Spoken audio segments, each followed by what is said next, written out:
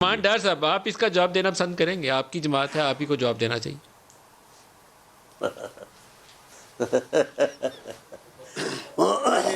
مل صاحب پہلے تو میں ڈاکٹر صاحب کی معصومیت پہ حیران ہوں.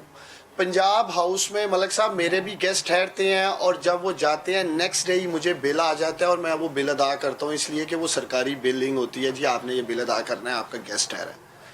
آپ غور کریں ان سالوں کے اوپر جب یہ پرویز شیخ صاحب ٹھہرتے رہے ہیں. پی ایم ایل این کی حکومت تھی اور پی ایم ایل این والوں کو عادت ہے سرکاری مال کو مفت کا مال سمجھ کے اڑانے کی.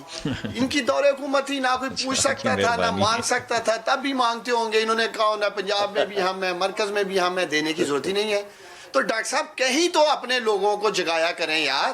کہاں آپ آئے روز کرپشن کا دفاع کرنے بیٹھ جاتے ہیں؟ پاکستان کی عدالتوں سے میاں صاحب کو نہل کیا گیا. یہ کرپشن تو نہیں ہے نا جی، اگر انہوں نے پیسے دینے ہیں تو یہ کرپشن ہے. جب یہ کہتے ہیں جی میاں صاحب کی سیلری ڈیو نہیں تھی، آپ یہ کہتے ہیں، وہ سن لیں پیسے میری جمع بات، کروائیں گے. سن لیں پہلے، سن لیں، میں نہیں بول رہا تھا، سنیں اب بات. جی جی ضرور ضرور ڈاکٹر صاحب معافی چاہتا ہوں. پاکستان کے ان 5 عظیم ججوں کی تصدیق کرتے ہیں آپ. یہ بات کہہ کہ میاں صاحب غلط نااہل ہوئے ہیں. کون سے 5 وہ جج کہاں سپریم سے کورٹ آگے؟ آف پاکستان کا فیصلہ ہے، وہ عمران خان کا خدارہ فیصلہ نہیں ہے. وہ پاکستان طریقہ انصاف کے ججز نہیں تھے. میں آپ لوگوں سے ریکویسٹ کرتا ہوں جس فیصلے میں جیتے ہوں گے وہ والا فیصلہ ہے. آپ عدلیہ کا احترام کریں.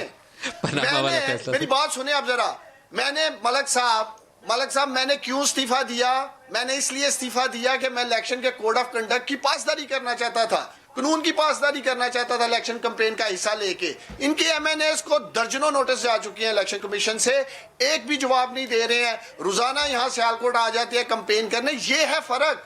ایک طرف میں عہدہ چھوڑ کے آ رہا ہوں اور یہ لوگ اگر اتنا ہی تھا الیکشن میں تو ایم این اے شپ چھوڑ کے آ جائیں. نہیں آپ کا تو ہم بڑا احترام اس چیزوں کی وجہ سے کرتے ہیں. اس لیے بیٹھ کے ہماری عدلیہ ذرا کے بارڈر فیصلے صاحب کی کا تصدیق پوچھیں، کر ان رہے کا ہیں. تو ہم احترام کریں. سر وہ کہہ لیں بات اب. لیکن ڈاکٹر آپ صاحب ان کا احترام کرتے ہیں تو میرے پہ بھی لازم ہو گیا. میرا احترام نہ کریں، میرا احترام بعد میں کریں. لیکن میں ڈاکٹر صاحب آپ سے اپیل کرتا ہوں ہمارے قابل احترام ججز کا احترام کریں، ان کے فیصلوں کا احترام کریں. انہی عدالتوں سے جب آپ لوگوں کو پیپر مل جو کیس ہے ڈیول نیشنلٹی کے اوپر انہوں نے اٹھایا تھا فیصل وارڈا صاحب کے اوپر، اور اس کے جواب کی آپ سے درخواست کی تھی، آپ نے وہ میں جواب دوبارہ نہیں دیا. درخواست کر دیتا ہوں برجستہ جی، اور اپنا ٹائم بھی دے دیتا ہوں ان کو.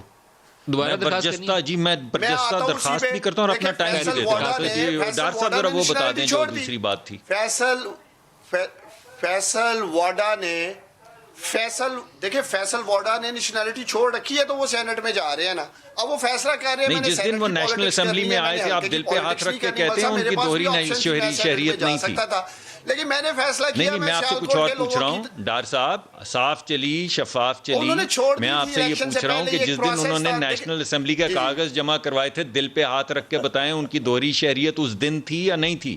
اگر تھی تو ان کو ڈسکوالیفائی نہیں ہونا چاہیے تھا، اور اگر ہونا چاہیے تھا تو آپ انہی کو جن کو ڈسکوالیفائی ہو جانا چاہیے تھا صاف چلی شفاف چلی کے تحت سینٹ میں لا رہے ہیں 6 سال کے لیے.